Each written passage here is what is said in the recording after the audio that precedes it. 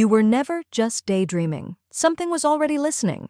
You weren't wasting time when you sat, staring out the window, imagining another life. You weren't lazy for fantasizing about a reality that looked nothing like your current one. That daydream, it was a dialogue. And the universe was on the other end, listening more closely than anyone else ever has. The reason some daydreams felt more alive than your real life is because your inner world isn't a private escape, it's an audition space for future timelines. And the ones that glow the brightest, they're not wishful thinking. They're echoes of your soul's instructions. Some part of you remembered. Something bigger than logic kept nudging you toward what seemed impossible. But the truth is, you weren't just dreaming, you were initiating contact. All right, let's dive in. We'd love it if you could subscribe, like, and leave a comment. The more you imagined it, the more real it became. Imagination isn't weak. It's the most underused muscle in manifestation. Every time you revisited that vision, you weren't just thinking, you were rehearsing reality. The more you played it out in your mind, the easier it became for your energy field to recognize it as normal. And when something becomes normal to your frequency, reality begins rearranging to meet it. You weren't escaping your current life, you were preparing for the next one. That dream job, that love, that inner peace, it didn't start when it arrived in physical form. It started the moment your nervous system stopped reacting with doubt and began responding with familiarity. Repetition is how the mind learns. Imagination is how the soul remembers. Together, they shape your world. Your nervous system can't tell vision from reality. Here's the plot twist most people never hear. Your body doesn't know if something's real. It only knows if something feels real enough. When you visualize success, joy, or freedom in vivid detail, when you feel it in your chest, when your breath changes, when your eyes soften, your nervous system starts responding. Heart rate shifts, muscles relax. Your brain begins building new neural pathways. And those pathways, they're not labeled real or fake. They're simply used. This is why elite athletes rehearse mentally before physically. Why trauma lingers without new sensory input. Why prayer, meditation, or visualization can rewire a life. Your biology is not waiting for physical proof. It's adapting to your perception. So when you dream vividly, your body doesn't wait for reality, it starts living it. When you spoke to the future, it started speaking back. Ever whispered a hope into the sky, only to hear something echo back in strange synchronicities?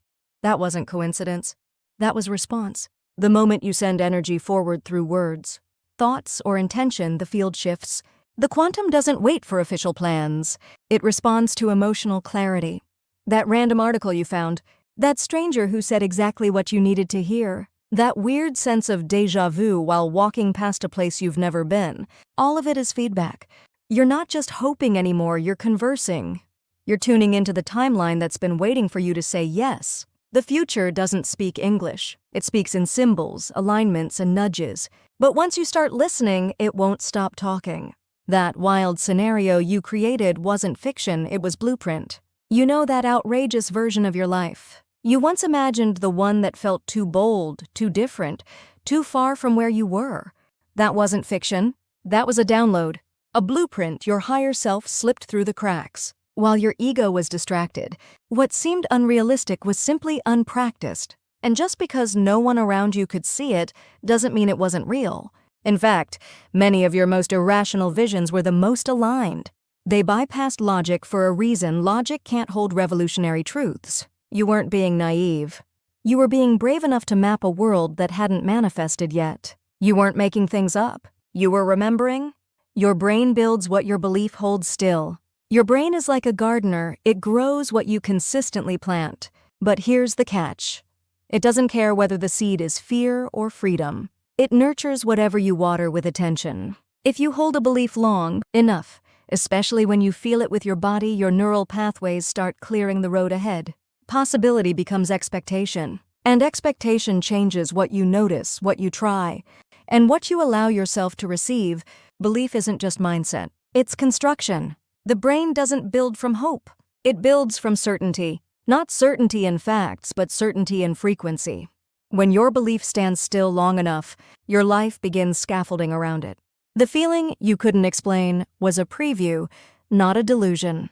You've probably had moments when you suddenly felt different. Like joy hit you out of nowhere. Like you belonged to a life that hadn't happened yet.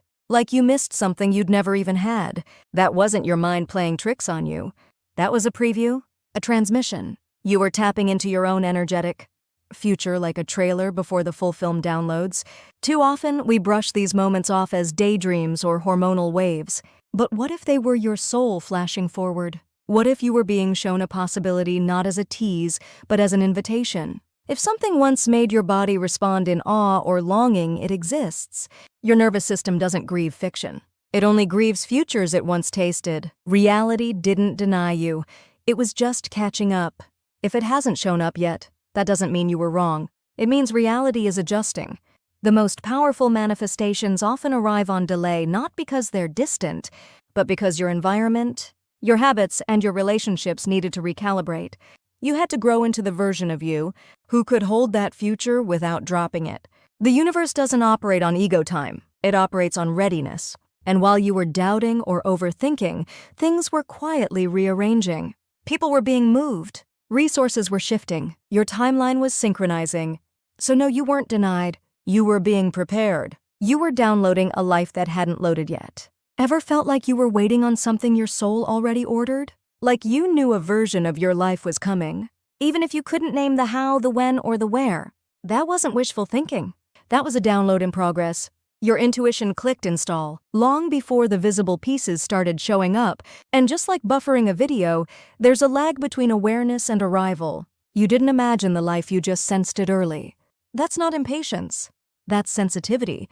Your body was syncing to a version of reality that hadn't finished rendering yet. And the fact that you felt it first, that's not failure. That's foreshadowing. You stopped being logical and started becoming magnetic. Logic was your map, but your frequency became your compass. You stopped chasing outcomes with spreadsheets and started pulling experiences with presence. People began showing up not because of your credentials, but because of your coherence.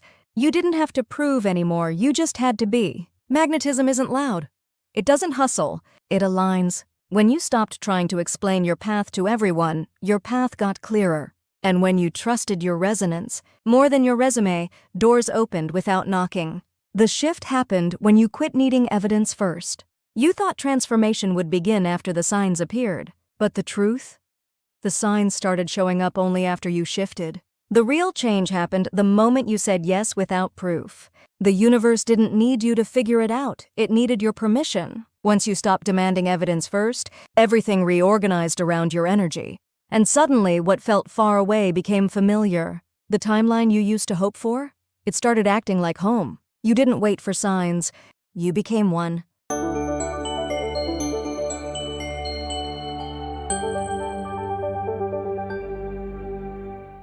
Fantasy was just memory from a timeline you're finally aligning with.